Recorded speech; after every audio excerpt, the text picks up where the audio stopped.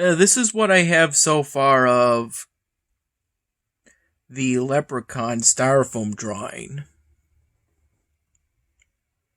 I said last time that this was my fourth Leprechaun styrofoam drawing.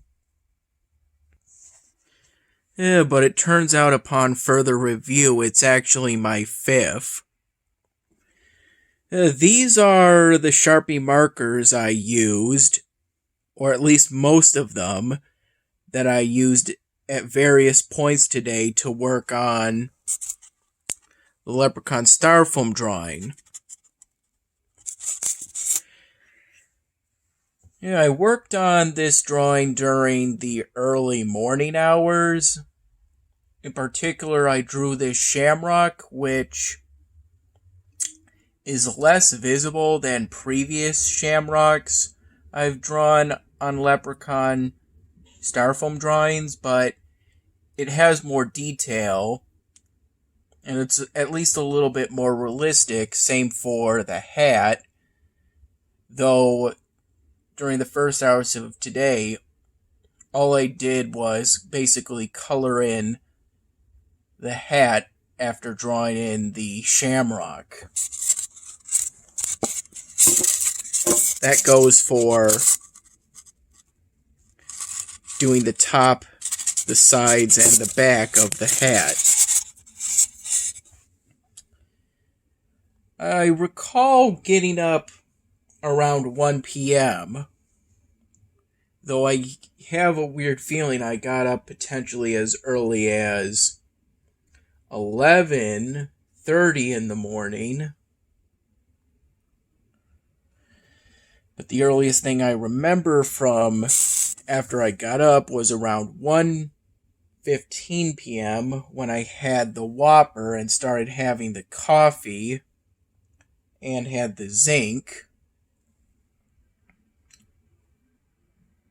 I believe I resumed work on the Leprechaun again around 2 p.m. I didn't work on it super consistently. Basically, I did keep working on it throughout 2 p.m. and now 9:18 p.m., but I kept taking little breaks, such as when the hand I rested on the styrofoam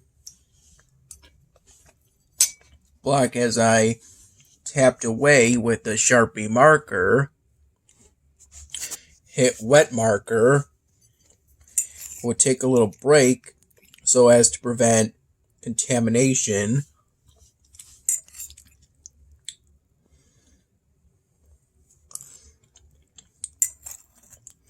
With a blank area of the styrofoam block,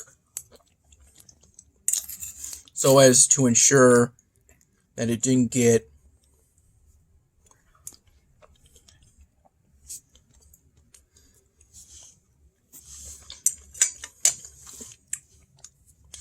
basically that it didn't bleed onto the styrofoam block.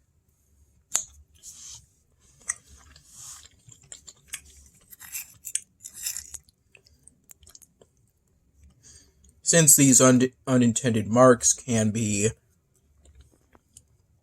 unsightly,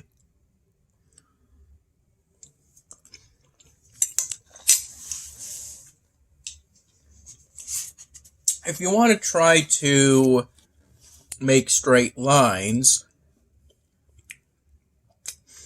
then depending on what direction you're going with the marker, you've got to either veer slightly to the left or slightly to the right, but not too much, because if you try to just make a straight line, in many cases it'll naturally veer a certain way. So you veer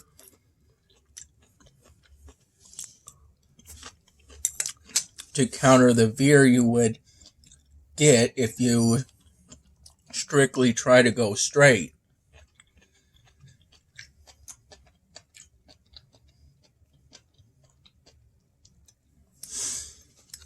there is always a temptation to fill in the air holes, the little air pockets that polystyrene naturally has, in an effort to try to make the best quality drawings. And I believe I usually do give in to that, because I want to try to make the best quality work. And I can be maybe a bit of a perfectionist at times, but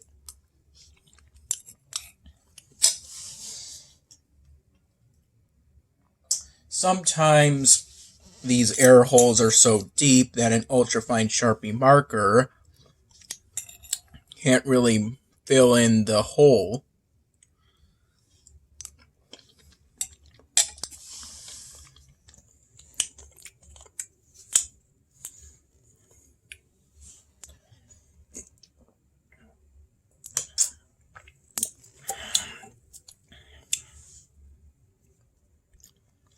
Yeah, other times, a supposed air hole only appears if the styrofoam block is viewed at a certain angle, or it could be light reflecting off of it, possibly something to do with light, natural or artificial. It's not always a good idea to fill in the air hole.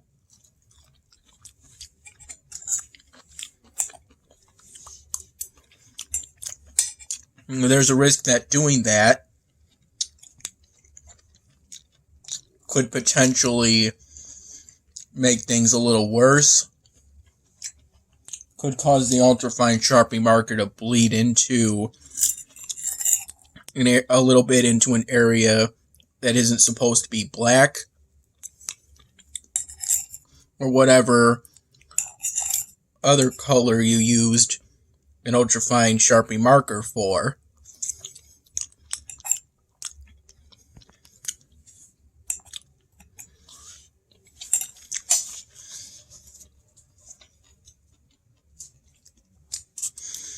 There are times where you should intentionally blend two different color Sharpie markers, such as in the case of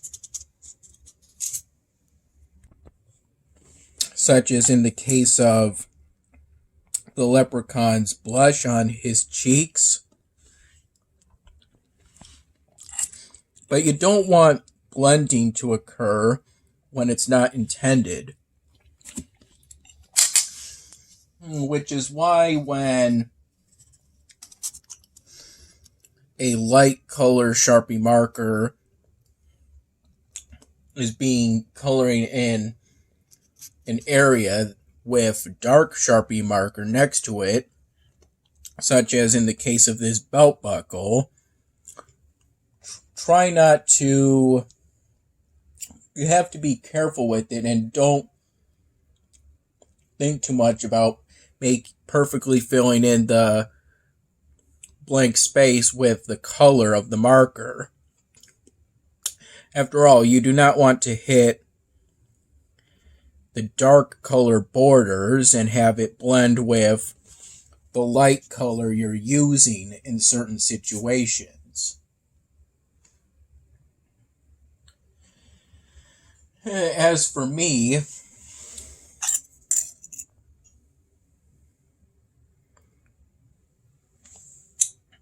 there are certain things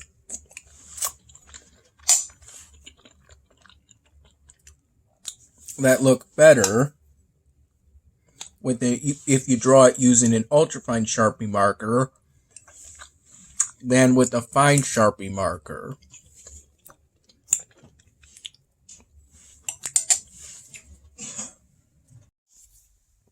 Yeah, me personally, eyelids, doing the detail for those That's something you use an ultrafine Sharpie marker for. But you use a fine Sharpie marker for the eyes themselves and for the mouth. That's generally how I like to draw portrait styrofoam drawings. And that kind of goes for landscapes too.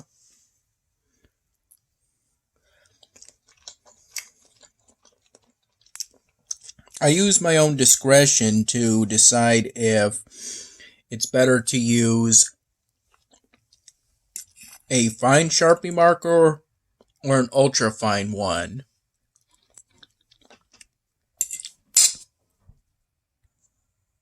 If I recall correctly, Dad got back from work either around 7 in the evening or a little bit before that.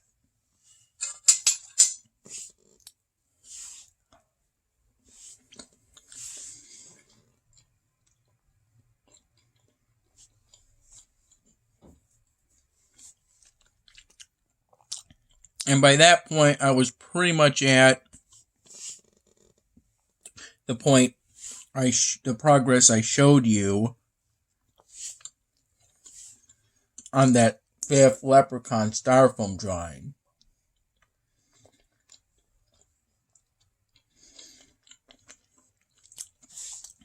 The only thing missing were those guide drawings I made on the sides and the back in order to start drawing in the sides and back of the leprechaun's hair and his coat or jacket. Yeah, I recall at one point, I think around 6 p.m. or so, or maybe 6:15 p.m., sometime around then, I opened the bag of kettle jalapeno chips and had some of the chips because Dad essentially said I could have some of those, or that new bag was available. Otherwise, the only thing I've really eaten today prior to the dinner coming out was again that Whopper that I microwaved for 1 minute and 10 seconds.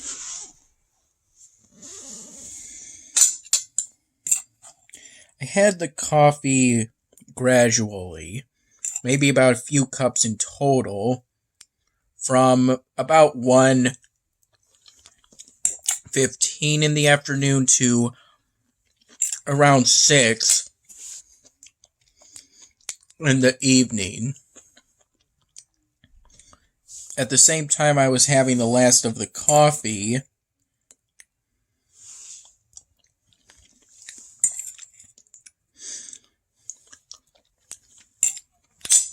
I had another one of these sparkling ice beverages, only the one I had earlier, I believe, was black raspberry flavored.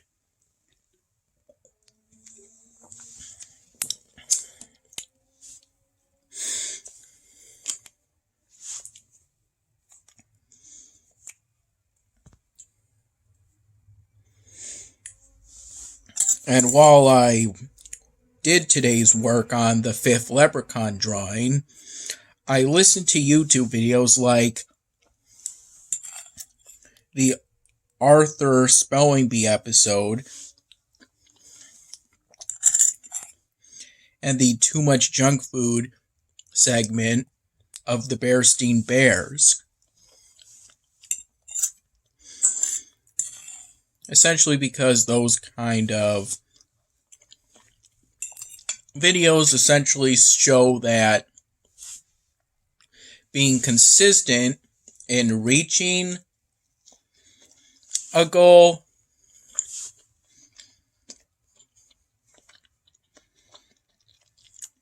is the best way to achieve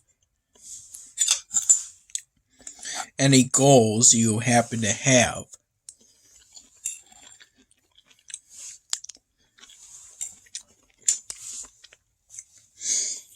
And that the thing we call natural talent is actually mostly hard work and consistency.